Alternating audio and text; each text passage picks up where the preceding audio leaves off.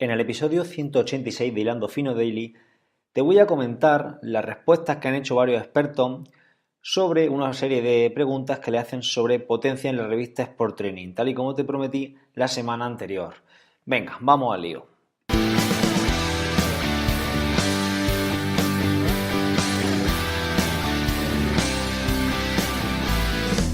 Buenos días, tardes o noches familia, bienvenidos a este episodio 186 de Hilando Fino Daily, el lugar donde expreso todo aquello que se me va pasando por la cabeza sobre el deporte en general y el triatlón en particular. Bueno, hoy es jueves 25 de octubre de 2018 y si no lo he hecho ya, pues como siempre, para terminar de forma rápida, te animo a entrar en hilandofino.net, ahí podrás acceder a la academia, un proyecto que he sacado hace poquito, a principios de septiembre, que es un conjunto de planes de entrenamiento y de cursos y de tutoriales para que aprendas a planificar tu propia actividad, tu propio deporte de resistencia de forma totalmente autónoma e independiente, sin necesidad de contratar a un entrenador por otro lado, ni nada. Se trata de que tú aprendas a entrenar y te gestiones tu propia actividad física y yo estaré ahí para ayudarte a través de un soporte personalizado para ti. Bueno, vamos con el episodio de hoy. La semana pasada ya contesté unas preguntas sobre entrenamiento por potencia en ciclismo, que las saqué de una entrevista que le hicieron a varios expertos en la revista Sport Training, una revista que os recomiendo muchísimo, puesto que yo creo que es la revista relacionada con el triatlón y con los deportes de resistencia a nivel nacional que más calidad tiene. Más calidad en el sentido de que son artículos muy bien documentados, con expertos, no una revista de tipo sensacionalista, como, a ver, sin sensacionalista entre comillas, ¿vale? Sin ánimo de ofender, como por ejemplo podría ser en su momento a lo mejor Finisher o otro tipo de revistas que hay a lo mejor como Ciclismo a Fondo, que son revistas que no van tan relacionadas con el rendimiento. Esta revista son expertos que van escribiendo artículos relacionados con el rendimiento deportivo, con el entrenamiento, todo muy documentado y no va del rollo, a ver si me explico, no es del tipo los 10 mejores ejercicios para mejorar tu carrera a pie, por ejemplo. Ese tipo de titulares no los vais a encontrar o no los vais a encontrar con frecuencia en esta revista. Bueno, no me quiero liar porque me da que este episodio se va a hacer un poquitín largo, porque la verdad que la entrevista a estos expertos es larga y no quiero dejarme nada en el tintero. Yo lo que voy a hacer va a ser ir leyendo las preguntas y no voy a decir lo que ha dicho cada uno de ellos, porque si no, bueno, directamente os recomiendo que leáis la entrevista entera porque está muy bien. Os voy a decir lo que a mí me ha llamado la atención, ¿vale? De todo eso, que realmente no son muchas cosas, porque muchas cosas también las contesté yo y otras cosas pues son un poco obvias. Entonces, las cosas que yo he visto que pueden ser destacables de comentar, pues las he sobresaltado para ir comentándolas aquí con todos vosotros. Bueno, los expertos, para el que no escuchara el de la semana pasada, el episodio fue el episodio, un momentico que lo mire, 182, ¿vale? El episodio 182, preguntas y potencia en ciclismo del 19 de octubre, es el episodio. Por si queréis echarle un vistacillo, ahí yo lo que hice fue contestar sin leerme la entrevista a cada una de estas preguntas, ¿vale? Y ahora vamos a ver lo que dicen los expertos. Los expertos son Yago Alcalde, Miguel Ángel Sáez, Jaime Menéndez de Luarca y Roberto Cejuela. En aquel episodio dije quién eran cada uno. Bueno, la primera pregunta, vamos al lío. ¿Cuáles consideras que son las ventajas y desventajas de entrenar ciclismo por vatios respecto a otros parámetros de control? Bueno, pues aquí lo que destaca la mayoría y sobre todo Yago Alcalde es que mejora la cuantificación de la carga, lejos de que sea un sistema más fiable y todos estos rollos, que todos lo sabemos que es así, pero que mejora la cuantificación, es decir, entrenando con potencia podemos cuantificar exactamente eh, lo que estamos haciendo. Al hilo de eso, también Jaime Menéndez comenta que se controla la carga mecánica de un modo objetivo y se evitan las malas distribuciones de la energía disponible, bien sea por exceso o por defecto, es decir, que nos va a regular para no pasarnos de intensidad, pero también puede ser que nos quedemos cortos, ¿vale? Y no dar todo lo que podemos dar en nuestra competición o en nuestro entrenamiento, ¿vale? Pues también me ha parecido interesante de destacar.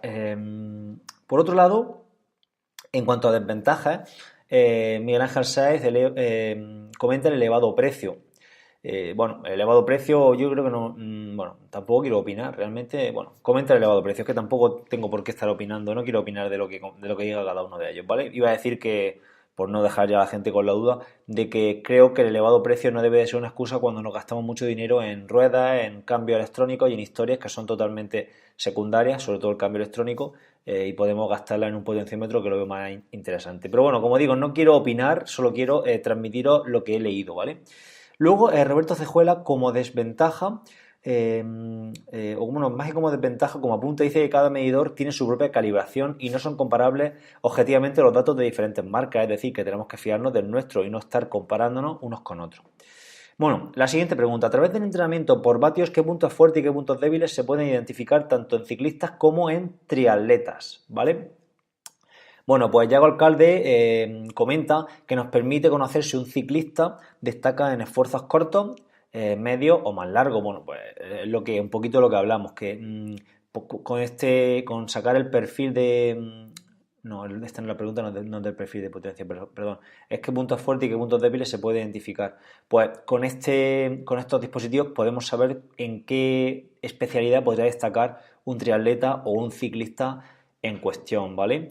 También una cosa muy interesante que destaca Miguel Ángel Sáez es que en drafting, en pruebas con drafting, se puede ver las distribuciones de intensidad y saber también los puntos técnicos de la prueba, es decir, si un ciclista ha ido bien o ha ido mal. Esto en triatlón también es muy interesante, por ejemplo, en pruebas con drafting o en duatlón con drafting, podemos ver en qué momentos de la prueba hemos gastado energía, en qué momentos hemos gastado menos y sobre todo si tuviéramos la gráfica de potencia de un compañero, pues podríamos, que ha ido con nosotros, evidentemente, podemos comparar en qué punto hemos gastado nosotros más porque íbamos tirando, porque íbamos más expuestos al viento o porque nos íbamos quedando, por ejemplo, en los conos. Esto también es muy interesante. Nos íbamos quedando en los conos en la parte trasera y entonces se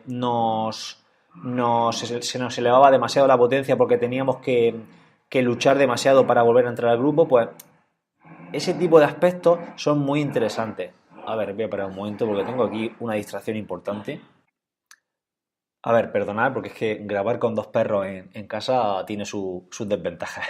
Bueno, pues, como he dicho, podemos detectar posibles fallos técnicos o tácticos del ciclista. Bueno, más cosas. La siguiente pregunta, ¿qué test consideras que es el más interesante para medir o estimar zona de entrenamiento según los vatios? Bueno, aquí todos destacan el test de 20 minutos, como siempre. Y bueno, y lo que he comentado... lo que he visto, perdón, que me ha resultado interesante, a ver si lo encuentro. Vale, sí, Jaime Menéndez dice que el de 20 minutos y que lo repetiría 2-3 veces antes de realizar el test correcto, lo haría 2-3 veces para coger experiencia. Es decir, si nosotros empezamos a usar, a la gente que está empezando a entrenar con potencia, el potenciómetro y directamente nos vamos a hacer un test de potencia, pues no nos va a salir bien. Que él recomienda hacerlo 2-3 veces antes para conocerse, establecer una zona a lo mejor un poco provisionales, ¿no? Y poco a poco ir aprendiendo para hacer luego el test verdaderamente que vamos a tomar como referencia una vez que tengamos un poco de experiencia. Y en cuanto al porcentaje, Jaime también destaca, que él le quitaría un 10%, es decir, lo multiplicaría la potencia media sacando en los 20 minutos, la multiplicaría por 0,90. Porque el valor habitual de 0,95, según él, dice que sobreestima esos datos, ¿vale? Esa capacidad la sobreestima. ¿Qué quiere decir? Que si nosotros sacamos 300 vatios y lo multiplicamos por 0,95, nos va a dar un valor en vatios a umbral demasiado alto, ¿vale? Eso es lo que él viene a decir, que es mejor multiplicarlo por 0,90 para que en lugar de darnos, por ejemplo, 285, nos dé 280 o 278 y vayamos un poco con el umbral un poco más bajo, bueno, no más bajo, sino que ese es nuestro umbral, que el 95% lo sobreestima, vaya. Y bueno, y también destacan que con el paso del tiempo que es necesario hacer menos test, que los deportistas de alto rendimiento no suelen hacer ni siquiera test porque se reconocen perfectamente. Y luego una cosa que me ha impresionado, bueno, no es que me haya impresionado, sino que me ha resultado interesante, es que él recomienda, Jaime Menéndez desde Luarca, recomienda hacer de vez en cuando el test de 60 minutos, que realmente es el test de FTP, un test de 1 hora a la máxima intensidad, ya que mucha gente dice que le da miedo Pero bueno, realmente es un entrenamiento duro y ya está. Es un test, un entrenamiento donde vamos a estar 60 minutos en torno a umbral, ¿vale? Es un test duro, es un test largo, pero bueno, que lo recomiendo también un poco para que la gente sepa realmente la intensidad y también para contrastar. Yo a raíz de esto, lo comenté la semana pasada, hice un test de 60 minutos en subida en un puerto en los Pirineos y la verdad que es otra historia. Cuando nosotros hacemos el test de 20 minutos, agonizamos mucho. El test de 60 minutos realmente es más duro porque los últimos 15-20 minutos cuesta. A ver, los primeros 40 no cuesta porque vamos a una intensidad que vamos a aguantar una hora, pero claro, cuando nos pasamos ya de esos 40 minutos, los últimos 20 son bastante duros porque es una intensidad umbral que no podemos aguantar más de eso, más de 60 minutos. Y bueno, y la verdad que para mí fue una experiencia, nunca había hecho un test de 60 minutos y fue una experiencia mmm, interesante cuanto menos, ¿vale? Bueno, más cosas, más cosas. A ver que no me pierda yo por aquí.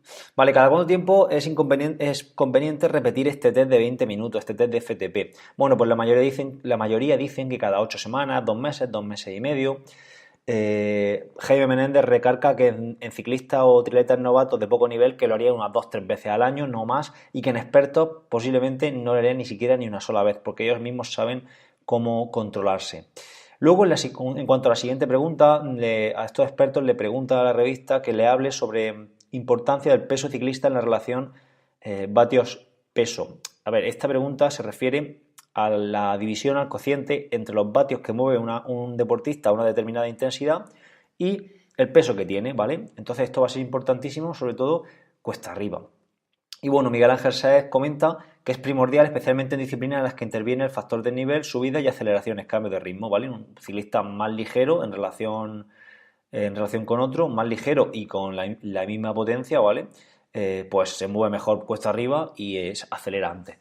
Y a ver, Jaime Menéndez de Luarca también destaca un ejemplo que lo comento, dice un ciclista que mueva 200 vatios durante 60 minutos y pese 90 kilogramos, obtiene una velocidad, una muy poca velocidad de esos 200 vatios, mientras que una ciclista, una chica de 200 vatios, mejor dicho, que mueva 200 vatios y de 45 kilogramos de peso, dice que compite sin problema en un pelotón internacional de ciclismo, con lo cual los mismos vatios a diferentes pesos podemos ver, que es algo también bastante obvio, cómo se obtienen rendimientos diferentes.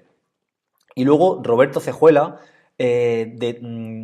destaca que es fundamental la relación esta vatios-kilo bueno, lo que hemos comentado, tanto en subidas como en triatlones duros y tal, pero sobre todo en triatlón es muy importante la relación vatios-kilo, más que nada porque tener el mínimo peso posible es interesante para poder correr a pie con una eficiencia mayor y con una economía de esfuerzo mucho mayor. Gente pesada se sabe que corre menos, ¿vale? A ver, no quiero decir que cualquier persona que pese menos que vosotros vaya a correr más, tampoco es así, pero sí que por norma la gente más ligera, sobre todo en alto rendimiento, los que más corren son los más ligeros. Podríamos hablar de cierta relación entre vatios y pulsaciones en la siguiente pregunta.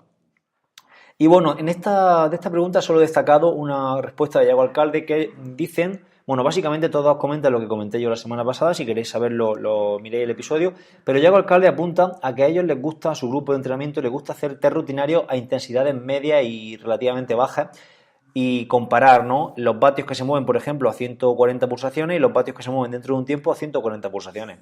Pues es un buen dato para ver la eficiencia, ¿no?, cómo va evolucionando. Parece interesante, ¿no? Es algo que se puede ir implementando.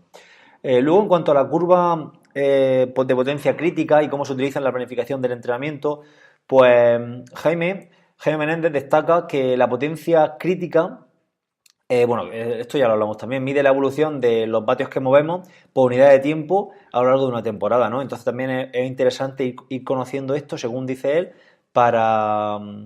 dice, un buen entrenamiento hace que la potencia sostenible en nuestra zona objetivo mejore durante la temporada. ¿Qué quiere decir esto? Que si nuestra zona objetivo, por ejemplo, es la zona de 3 horas o 3 horas y media, o nuestra zona 3, mejor dicho, o zona 2, para estar trabajando mucho tiempo, pues tenemos que ver si esa zona va mejorando en nuestra curva de potencia crítica. Si, por ejemplo, somos sprinters y lo que nos interesa es tener una buena velocidad, una buena potencia en torno a 10-15 segundos, pues tendremos que mirar esa parte de la curva de potencia crítica, ¿vale? Que cada persona tiene que mirar su parte de la curva crítica, de potencia crítica, perdón. Bueno, luego, tu opinión sobre la estimación de vatios en los rodillos de entrenamiento.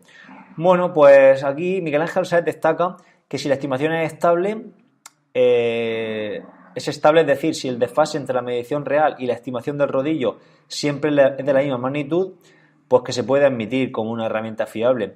¿Qué quiere decir esto? No es que sea estable, se refiere a que siempre mida lo mismo, es decir, que la diferencia entre nuestro rodillo entre nuestro rodillo que estima y nuestro potenciómetro de calle, si siempre es la misma diferencia, pues podremos llevar esa referencia del rodillo, ¿vale?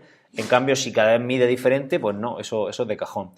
Y bueno, y luego Jaime, en su línea de ser tajante, dice: lo que estima no mide, hay muy buenos rodillos que miden, pero si mis pupilos me dicen que usan un estimador, directamente desestimo los datos que me dan. Pues ya está, ahí queda clara su opinión acerca de los rodillos que estiman los datos.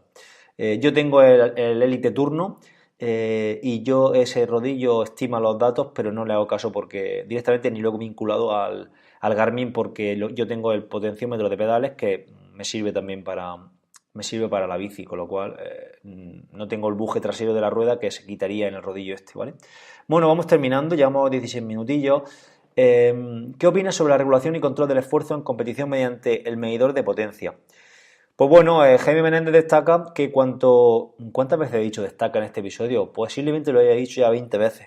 Bueno, espero sepáis perdonarme. Bueno, dice que cuanto menor experto es el ciclista, más partido le va a sacar, es decir, gente más experimentada tendrá que estar mirando menos tiempo el potenciómetro.